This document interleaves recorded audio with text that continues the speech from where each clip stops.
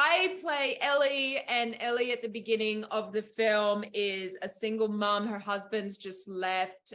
She has 3 kids who are all really wonderful, independent, creative spirits.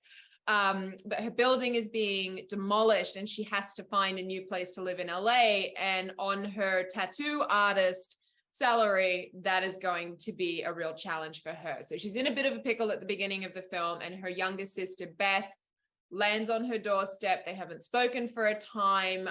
They're somewhat estranged. And so it's a bit of a reunion for them. And then all hell breaks loose. I play Beth. I like to call Beth a runner.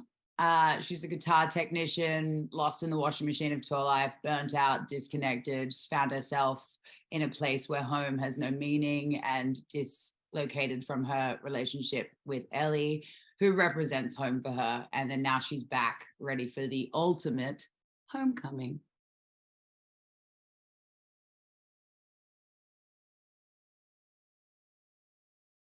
I think she's in a really vulnerable moment and hasn't felt that vulnerable in a long time. And yeah, I think that's why.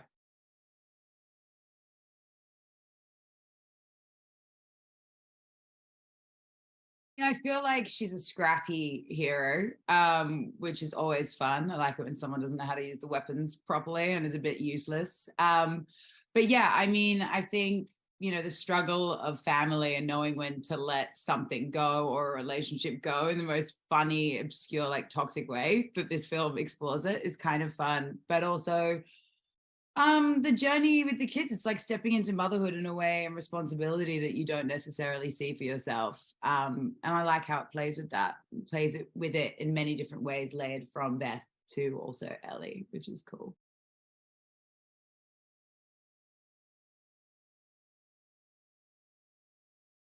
I had a blast.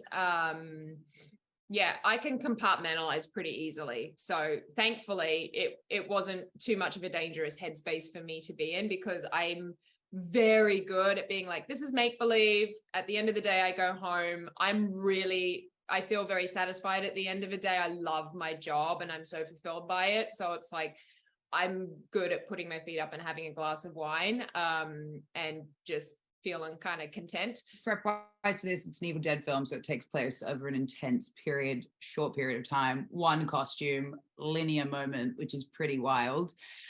So it definitely wrecks the nervous system, pretending you're gonna die for many, many months. But I mean, horror is so amazing in a way that, like prep-wise and actor-wise, it's so expansive and ridiculous and absurd, and that is so freeing and empowering. Humiliating yourself in front of a crew of like 200 people is just like the best feeling ever when it's right, and when you're safe in the hands of Lee Cronin and this franchise, which is really, really like rock star energy for I think being a female on screen. We both got roles that we could sink our teeth into and actually just have the best time, even when it was the worst time.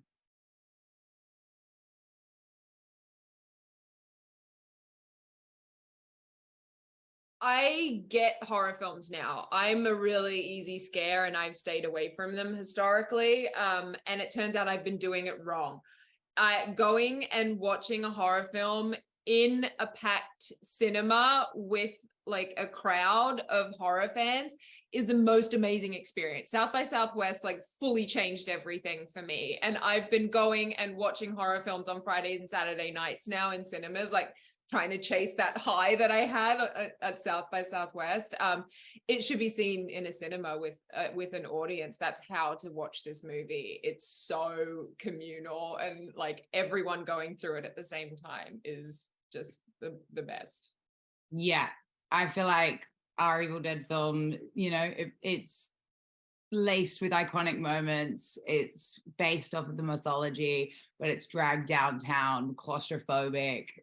It's kick-ass. I hope people enjoy it. And like, yeah, the cinema, man, it's so great. And seeing all the departments, like beautiful work come to life, from the sound design and the edit and how it should be seen.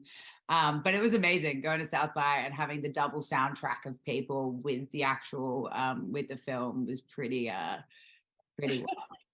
I really hope people enjoy it.